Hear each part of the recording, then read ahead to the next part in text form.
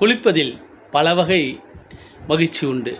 வீட்டில் அவசரமாக குளிப்பது காக்கா குளியல். கா கா கா கா என்று குளித்துவிட்டு ஓடிவிடுவோம் வேலைக்கு. ஆனால் ஆனந்தமான குளியல் என்பது ஆற்று குளியல். ஆம், நாம் பெரியபாளையத்திற்கு சென்றால் அந்த ஆற்றில் வெள்ளம் தண்ணீர் இருக்கும்போது நீச்சலடித்து குளிப்போம். அதுபோல் வைகை ஆற்றில், காவிரி ஆற்றில் சிறப்பாக குளிப்போம். திருச்செந்தூர் போனால் திருச்செந்தூர் முருகனை தரிசித்துவிட்டு அந்த கடலில் ஆனந்தமாக குளிப்போம். எல்லா குளியலை விட எமக்கு பிடித்த குளியல் குற்றால அருவியினிலே குளித்திருப்பு மகிழ்வோம் என்பது. மகிழ்ச்சியுடன் குளிப்போம். ஆனால் பின்னால் வரும் ஆபத்து. எச்சரிக்கையாக குளிக்க வேண்டும். இல்லையா? நாம் எச்சரிக்கையாக குளிக்க வேண்டும், உஷாராக குளிக்க வேண்டும்.